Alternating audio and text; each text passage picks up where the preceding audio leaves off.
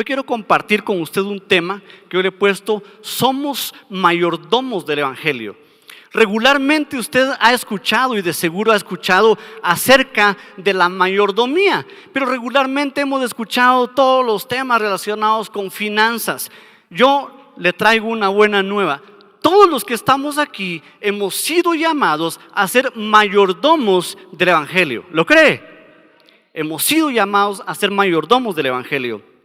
Yo quiero que vaya usted conmigo al libro de Lucas, en el capítulo 5, y vamos a leer del verso 1 al 11.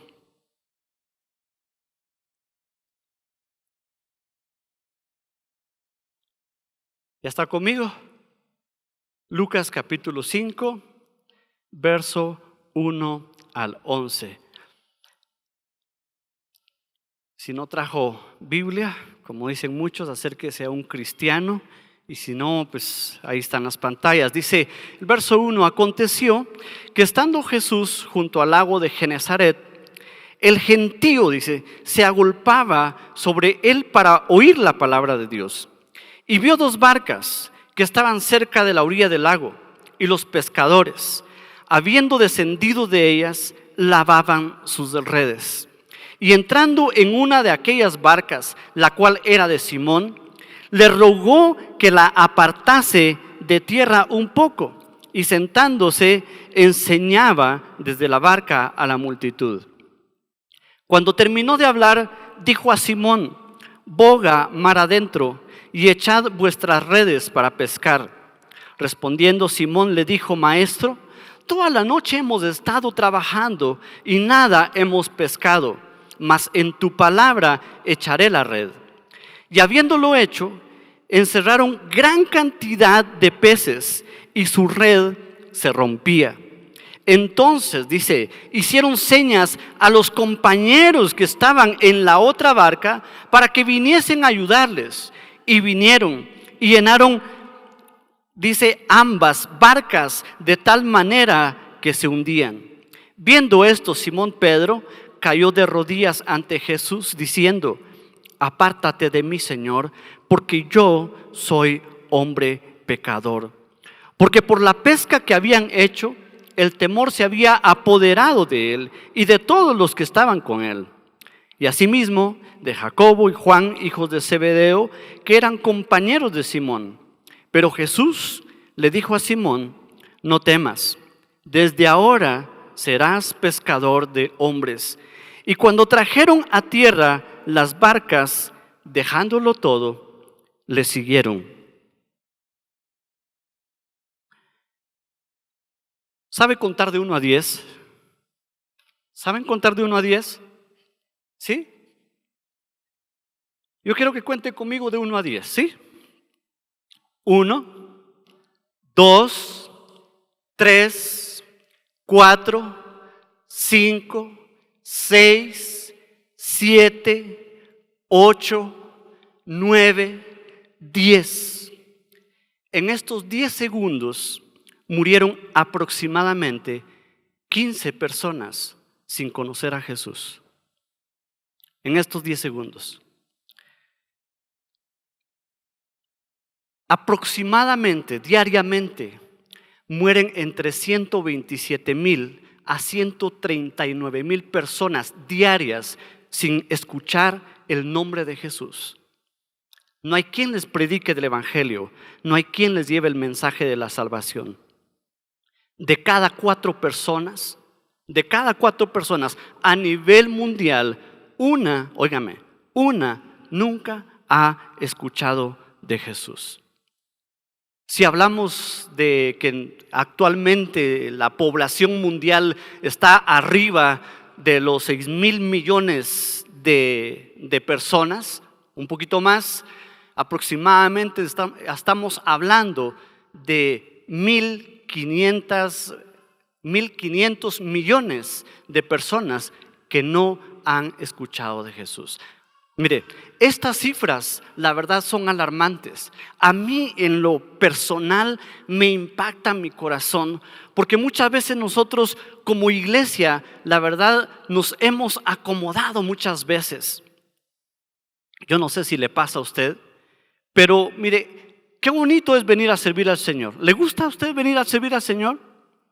Pero ¿sabe que realmente la tarea más grande no está aquí dentro de la iglesia? ¿Sabe usted que la tarea realmente está fuera de nuestra iglesia? Está donde la gente se está perdiendo. Y muchas veces hasta nos peleamos por el lugar que tenemos, o si nos sentamos aquí adelante, o del lado izquierdo, o del lado derecho, o ya sentaron en mi lugar. Cuando la gente allá afuera se está perdiendo. Es alarmante porque hace aproximadamente 2 años, más o menos, en uno de los diarios más que circulan aquí a nivel de Guatemala, salió en primera plana y me llamó la atención: 48% de la población guatemalteca es cristiana. Mire, primera plana en un diario de gran impacto aquí en Guatemala: 48% de cristianos en Guatemala. Y le digo una cosa, me conmueve mi corazón, porque ese 48% aquí en Guatemala no hemos incidido en nada muchas veces a favor del reino de Dios. La verdad, nosotros con ese 48% deberíamos de estar poniendo a los presidentes y a los gobernadores que dirijan nuestra nación. ¿No cree usted? ¿No cree usted que somos un gran 48%? Ahora, ¿qué es lo que está sucediendo realmente a nivel de iglesia, a nivel general? Es porque muchos de nosotros no hemos asumido nuestra responsabilidad delante de Dios como mayordomos del Evangelio. Según Wikipedia, Pastor Arnoldo siempre nos enseña a buscar y a googlear ahí en Wikipedia, pero según Wikipedia dice que la mayordomía en administración es la ética de la gestión responsable de los recursos. La ética de la gestión responsable de los recursos. Y entonces, si lo aplicamos a la mayordomía del Evangelio, yo le diría entonces que nosotros tenemos que hacer una buena gestión como mayordomos del Evangelio. ¿Qué estamos haciendo nosotros con lo que Dios ha puesto en nuestras manos? Si decimos que la mayordomía es la gestión responsable, eso significa entonces que se nos ha encomendado a nosotros una gran responsabilidad. Tenemos una gran responsabilidad de tener el Evangelio en nuestras manos y llevarlo a aquellas personas que necesitan escuchar el Evangelio. ¿Sí? Dios desea que nosotros seamos personas productivas en su reino, que hagamos una buena gestión con el Evangelio. Significa que se nos ha encomendado una gran responsabilidad delante de Dios. ¿Y sabe qué es lo tremendo? Que de esto vamos a dar cuentas. ¿Sí? De esto vamos a dar cuentas como buenos o malos mayordomos de Dios. Hay una revelación muy interesante al final del Evangelio de Juan. ¿Tiene su Biblia a la mano? Abra su Biblia en el último capítulo de Juan, que es el capítulo número 16. Después de encontrar en todos los evangelios la historia de Jesús y cómo Jesús había venido a dar su vida en sacrificio por nosotros y cómo había resucitado de los muertos al tercer día, encomienda muchas cosas a sus amigos más cercanos. Pero el libro de Juan inicia con algo bien interesante. ¿Ya lo tiene, no? En su Biblia normal, en la Biblia digital posiblemente no lo vaya a encontrar igual. Pero ¿qué encuentra usted al final? ¿Con qué se encuentra usted al final del capítulo 16 del libro de Juan? ¿Con qué libro se encuentra? ¿Con qué libro se encuentra? ¿Ah? ¿Ya vio que su Biblia al final de Juan empieza otro de los libros más impactantes de la historia del cristianismo? ¿Sí? Está Mateo, Marcos, Lucas, Juan y empieza el libro de los... ¿Ah? A ver, dígame, el libro de los Hechos de los Apóstoles. ¿Cuántos capítulos tiene el libro de Hechos? 28. ¿No cree usted que desde hace muchos años nosotros como cristianos seguimos escribiendo el libro de Hechos, el capítulo 29?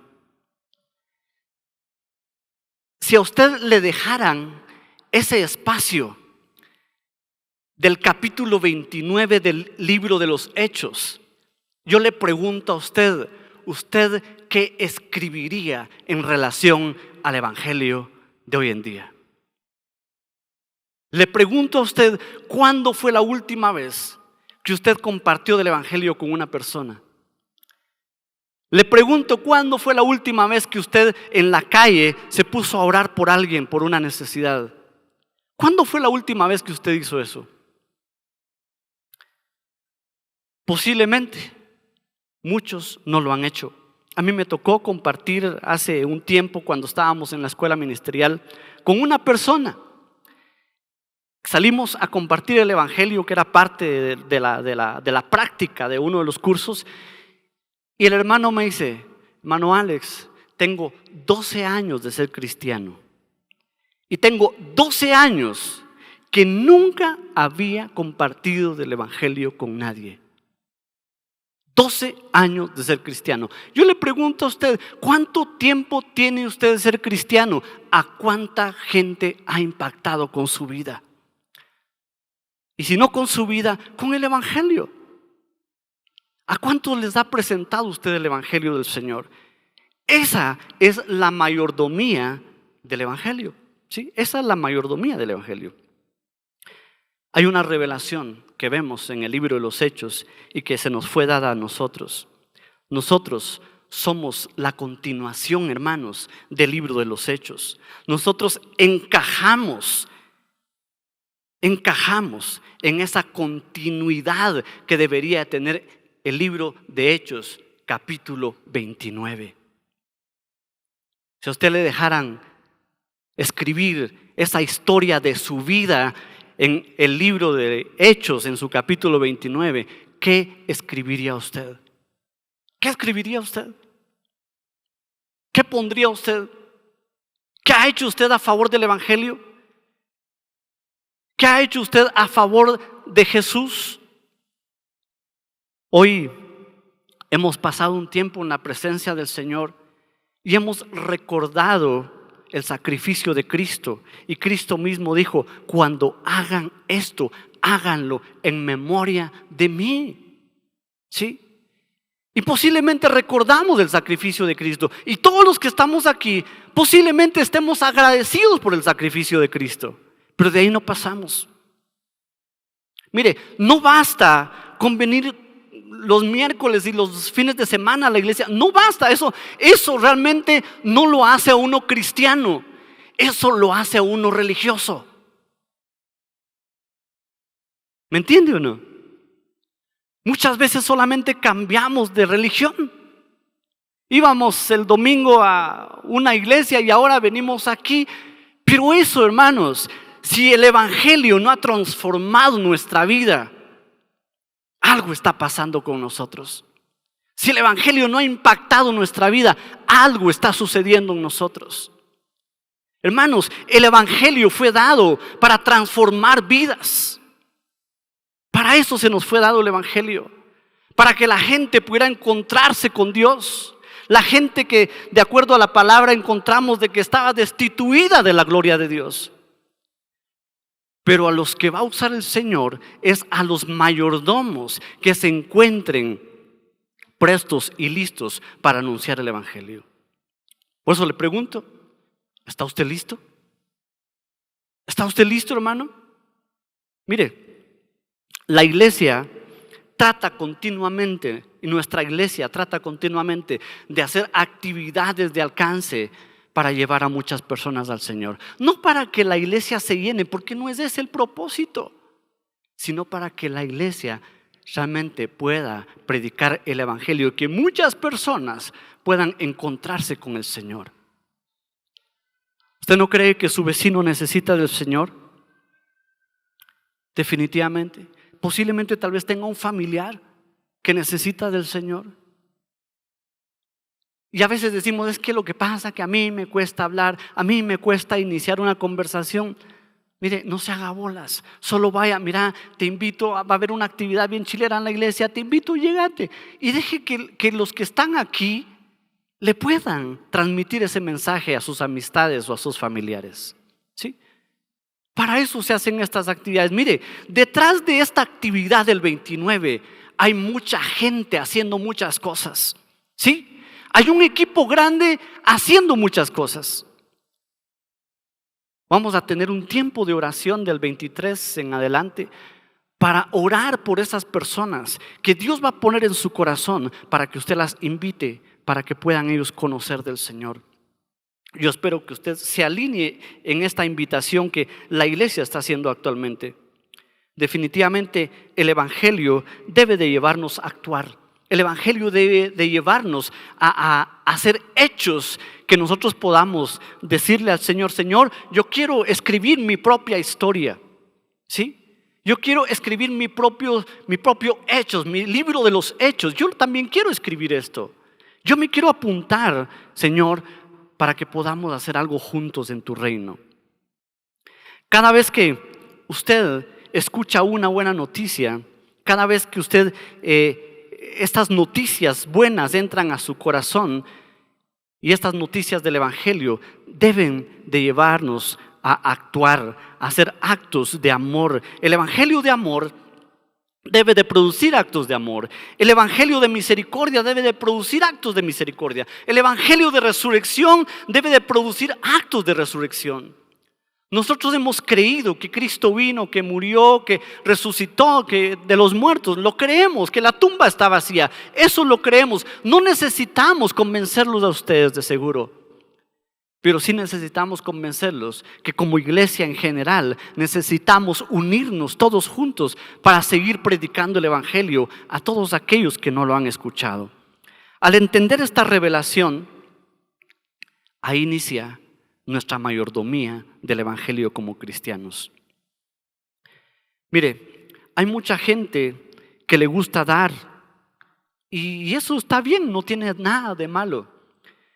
Pero cuando se da demasiado, pero esto no va saturado del amor de Dios, muchas veces de nada sirve. Debemos de aprender de ese momento de la historia de Simón, cuando él había trabajado ya mucho. Y hay tres cosas que a mí me llaman la atención que pasa aquí. Primero llega Jesús y le dice, préstame tu barca. Sí, préstame tu barca. Y entra Jesús, porque dice que la gente llegaba por montones, y entonces le dice, préstame tu barca, y usa su barca, y mientras él estaba a orilla del mar, empezaba a predicarle a la gente. El préstame tu barca significa que Dios quiere usar nuestros recursos, ¿sí? La barca era un recurso de Pedro para su pesca. Era su trabajo, parte de su trabajo. Y si Dios algo va a usar, son los recursos que Dios ha puesto en cada uno de nosotros. Dios no le va a pedir a usted algo que usted no puede dar. Por eso a Pedro le pidió su barca. Pero cuando terminó de enseñar, le dijo a Pedro, Pedro, boga mar adentro, metámonos a las profundidades y vuelve a tirar las redes. Y Pedro le dice, Señor, yo soy pescador, pues tú eres carpintero, ¿sí? Señor, yo ya tiré las redes toda la noche, estoy cansado, ya hasta las lavé, ya las redes de ahí están listas para mañana va a ser otro día. Y el carpintero le da una gran lección. Como que solamente se le quedó viendo a los ojos y como que Pedro entendió y le dijo, Señor, pero si tú lo dices, en tu nombre echaré las redes. Y vea esto. ¿Qué hizo Pedro? Oyó la voz del maestro, tiró sus redes. Y cuando sacó sus redes, ¿qué pasó? Él no podía sacar sus redes. Estaban llenas de peces, ¿sí? Llenas. Pedro pudo tener una actitud egocéntrica y decir, pero esto pues, yo me lo he ganado, a mí me lo habló el Señor y aunque detenga con una mano aquí mi red y con la otra empiece a echar un pescadito por pescadito, pero esto es mío. Sin embargo, Pedro no hizo eso. Dice que vio a los que estaban cerca de él y los llamó para que lo ayudaran. Mire, una golondrina no hace verano. ¿Ya escuchó usted ese canto, no? Uno solo dice que hace huir a 1000, pero 2 hacen huir a 10,000. Pedro hubiera sido egoísta y quedarse con la bendición que Dios le estaba dando.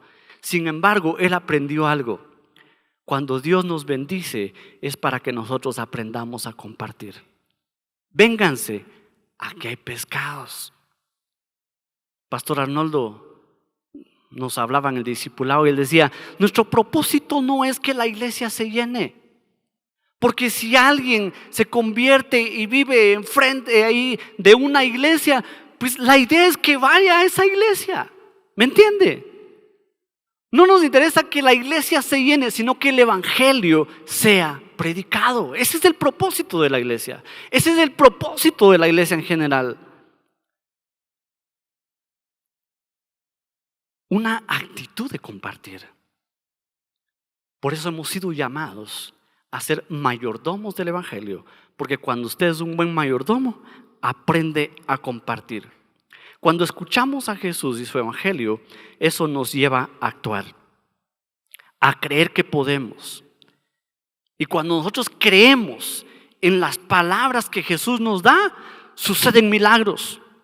Actuamos y los milagros suceden, porque no somos nosotros, es Jesús a través de nosotros, utilizando los recursos que tenemos, utilizando los dones que tenemos. Es Jesús a través de nosotros. Mire, que nunca se le suba a la cabeza que somos nosotros los pilas. Que nunca se le suba a la cabeza. Es Dios a través de nosotros. ¿Qué somos nosotros?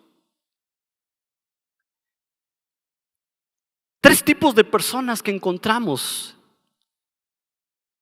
en esta historia. Mire, 3 tipos de personas. Habían personas que no se habían ido después de que Jesús habló. Ellos estaban a la orilla, en la playa, ¿sí? A la orilla de la playa. Ese es un tipo de personas. Son las personas que son los admiradores de los milagros. Y esos existen mucho en la iglesia. ¿Se da cuenta usted de eso o no? ¿Sí? Admiran los milagros, admiran al predicador, admiran las cosas que suceden, admiran al grupo de alabanza, admiran muchas cosas, pero se vuelven simplemente admiradores. Están lejos, mire, ellos están en la playa, ¿sí? Están veraneando, ellos están de relax. ¿Y sabe qué es lo tremendo? Ni siquiera se atreven a mojarse los pies. Hay otro tipo de personas en esta historia, los que se agregan al milagro, los que vienen y le dicen, mira, venite aquí conmigo, mira, compartamos. Ellos se agregan a lo que está sucediendo. Pero hay otro tipo de personas que hacen que los milagros sucedan, ¿sí? Ellos disfrutan del milagro, ellos actúan en el milagro, ellos hablan del milagro. Y esos son pocos en la iglesia. Yo le pregunto a usted es de los que está en la orilla, solamente viendo, wow, qué milagro el de Pedro, wow, tantos peces, se llenaron 2 barcas, están admirando simplemente los milagros. ¿O es parte usted de aquellos que se agregan, entrémosle pues, démosle, aquí vamos y le echamos ganas y le hacemos porras a todos los que están involucrados? ¿O es usted de las personas que hacen que las cosas suceden? Que actúan, que ejecuta, que no está esperando a que le digan, hacelo, usted lo hace. Que no está esperando que le den una palmadita en el hombro para decirle gracias. Usted no está esperando los aplausos. Usted simplemente está siendo el mayordomo del evangelio que Dios nos ha llamado a hacer. Le digo una cosa, de esos hay pocos. Y yo quiero estar listo y quiero ser de esos pocos. Yo no sé usted, ¿cuánto tiempo ha estado aquí en la iglesia? ¿Cuánto tiempo ha venido? Y tal vez no se ha involucrado en nada en la iglesia. Yo quiero invitarle, hermano, hermana, a que usted pueda ser de los pocos que hacen que las cosas sucedan. ¿Sabe usted que hay una ley del Pareto del 80-20 que dice que las cosas que suceden dentro de la iglesia lo hacen el 20% de la gente que asiste a la iglesia? El 80% simplemente o son admiradores o se agregan al milagro, pero el 20% hace que las cosas sucedan. Yo, hermanos, yo he sido llamado para ser de ese 20%. Usted ha sido llamado, hermano, hermana, para ser de ese 20% que hace que las cosas sucedan. Yo le aseguro que si le pregunto, ¿usted quiere que Quetzaltenango cambie? ¿Sí? ¿Usted quiere que Guatemala cambie? ¿Usted quiere que el reino de Dios sea predicado en las naciones? Hermanos, necesitamos mujeres y hombres que se levanten y que hablen del evangelio.